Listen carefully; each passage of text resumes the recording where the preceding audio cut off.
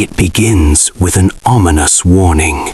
Exactly 39 days from today, a great disaster is about to strike the world which no one has yet detected. Scientists all over the world suddenly start receiving some strange artificial signals from deep space. Such signals that only an intelligent being can send. Very quickly, scientists from different countries analyze the signals and identify their source. The source? A mysterious planet located about 600 light-years away from Earth. Scientists realize that there is a complex formula hidden within the signal. They use the alien signal to create a liquid formula in their laboratory and start testing it on mice to test the effect of this extraterrestrial formula on the animals of the Earth. But they still do not realize how terribly wrong their decision was. Meanwhile, we meet Karel, a well-known Nobel Prize-winning fiction writer whose latest novel has taken the world by storm. People line up for autographs and photos.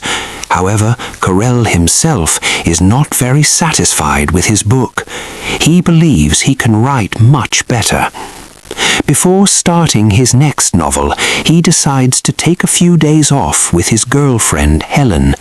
Karel is a lesbian, and his relationship with Helen is deep and sincere. Shortly after, Jenny completely changes. She comes out of the lab and kisses another employee. That employee kisses another. Just by kissing, the mysterious infection spreads throughout the entire organization. Everyone infected becomes strangely calm. They work together without talking, in perfect coordination. Later, the infection spreads to the city through food. On their way back from vacation, Karel and Helen stop at a bar.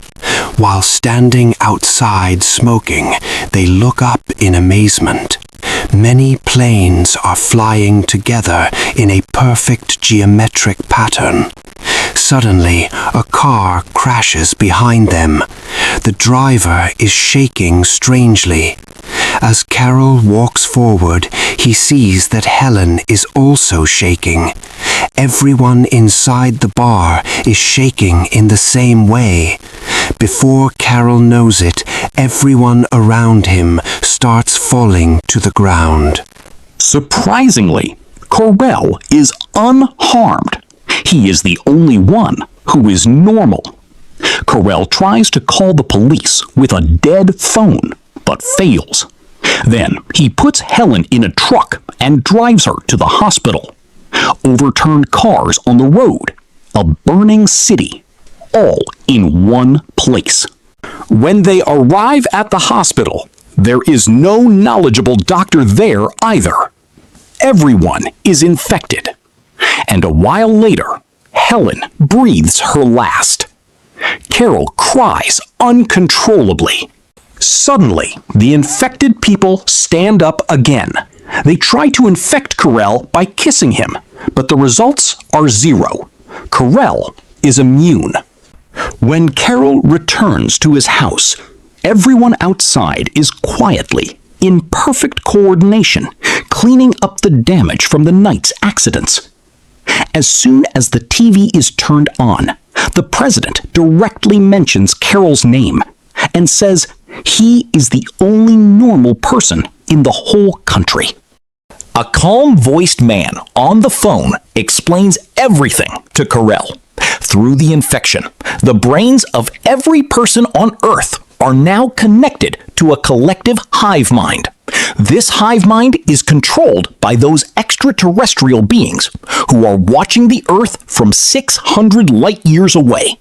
14 months ago, they found the Earth. They read the history of mankind. They saw how people themselves were destroying each other, ending the Earth. So they decided people must be united. The Earth must be healed.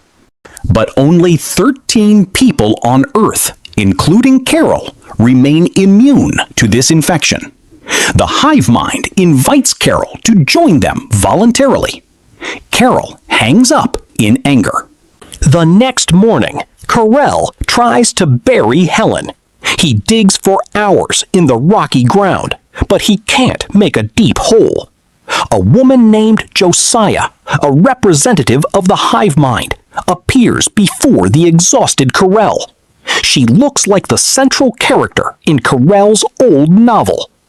Josiah says that all of Helen's memories of the time she was infected have been stored in the Hive Mind. The aliens know Karel from those memories. Josiah has been sent to convince her. Karel is furious, but his anger has terrible consequences.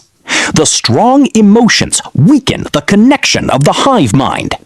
The infected people around him suddenly stop, freezing in the middle of their work.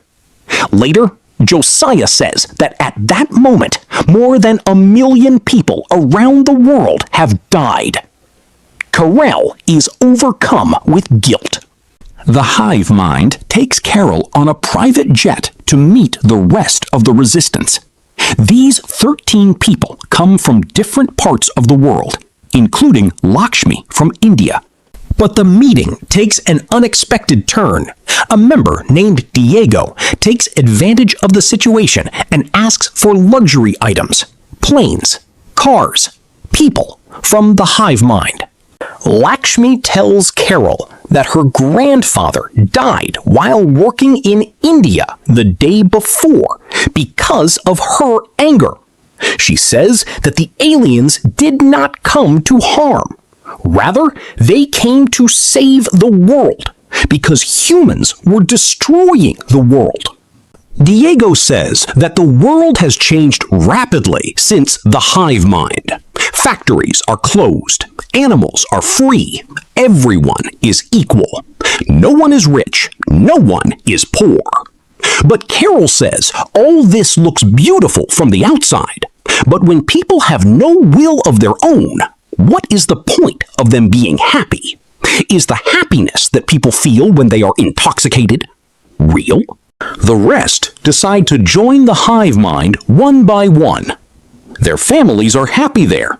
They want to stay too. But Karel doesn't agree. Diego wants to take Josiah with him. Karel protests angrily.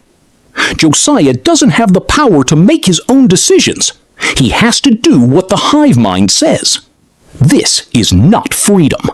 One by one, all the resistant members leave Karel. He is left alone. Karel decides, now he will fight, even if he is alone.